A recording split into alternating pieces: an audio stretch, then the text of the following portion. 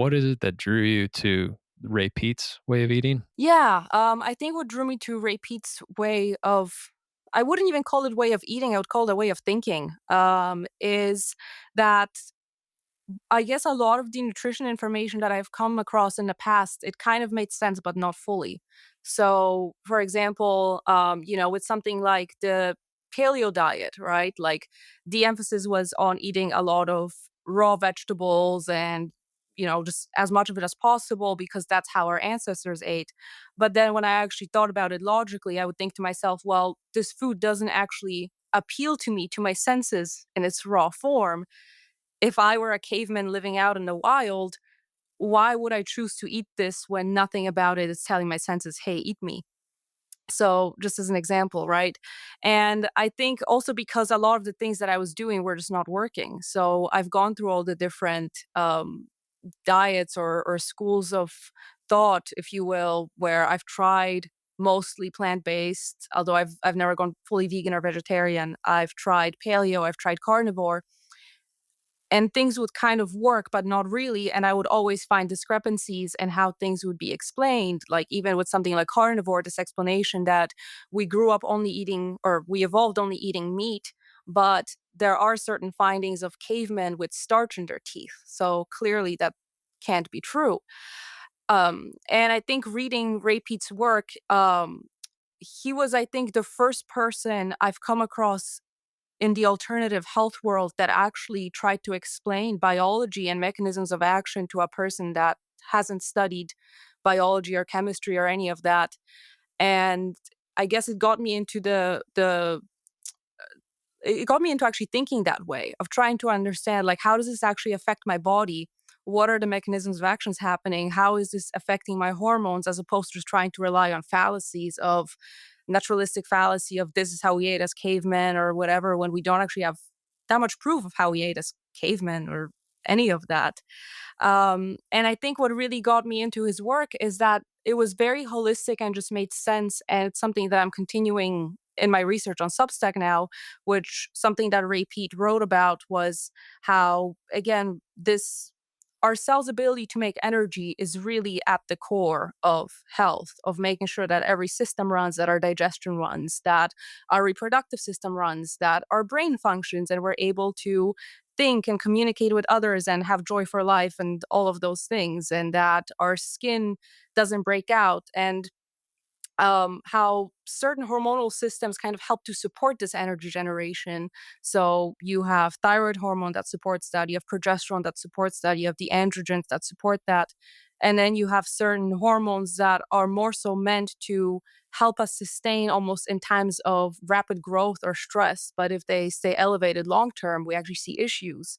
So histamine is one of those. We need it in times of stress to save us. Long term, if it's high, we're getting awful symptoms. Estrogen, we need it elevated at specific times during our life. We need it in pregnancy to kick off the rapid growth of a baby. But if it's chronically high, other things that shouldn't be growing are going to grow. Like it makes us put on fat. It supports the development of tumors. And I guess as I started researching and more and actually getting into the studies, what he was saying was always supported by what I found. And it's almost incredible because to this day, I come across things in research and it's always like, wow, Ray Peat was correct. Like even recently, I was reading something about how, let's say, dietary oxalates, right? I'm going to bring them up. Caffeine, which helps our cells make energy, helps to protect kidney cells against oxalates. So again, you have cells that are energized, they become more resilient to damage. Framing it more as a way of thinking. That's certainly one thing I've noticed with the people who are well read and really applied his ideas. And I it was I helped me a lot to come across his work too because I had also gone through many diets. I did do vegetarian. I did heavy paleo, heavy keto, and same thing, just kind of like navigating my way through. And then to hear, I mean, it was so almost shocking to hear. Yeah, drink bunch of orange juice and milk and dairy, and maybe even a Coca Cola. And I was like, what is this? But it helped unlock my mind this idea. Sugar is so attacked and demonized, carbs are made to be so wrong. And it just comes back to this idea you said actually, there's a broad spectrum of food, and most of the ones that are natural whole foods we need and we can use and can be helpful if they're prepared the right way.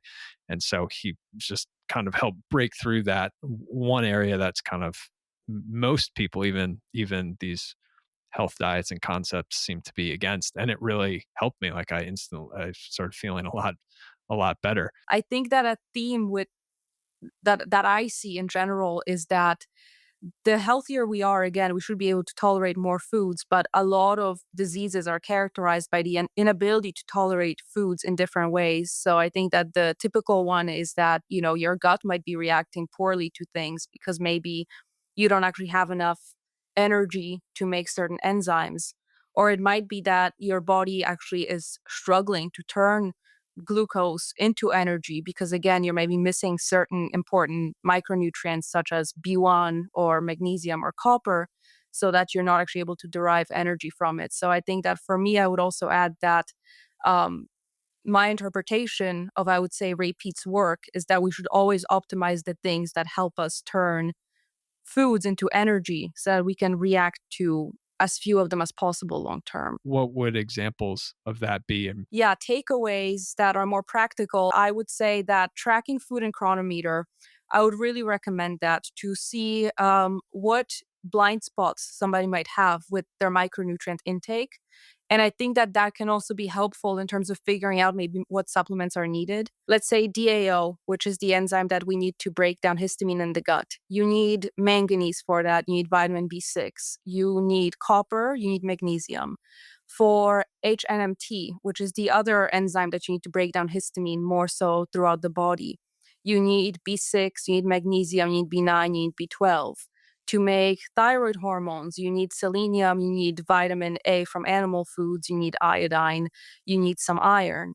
To create energy out of food, you need zinc, you need B1, especially, you need B3, B7, you need magnesium, you need copper.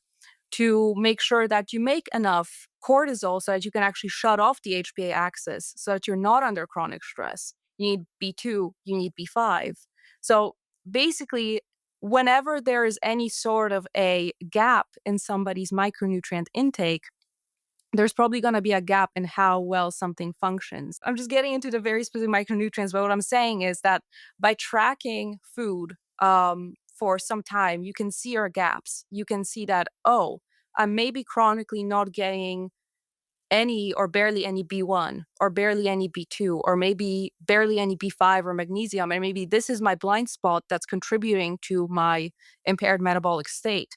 Or maybe you track and you realize, oh, I am eating way too much protein and I'm barely eating any carbohydrates. So, of course, my body is always going to be stressed, creating its own sugar.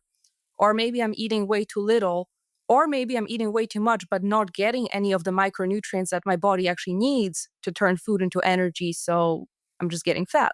It could be any one of those things. And I think that I would probably start with that.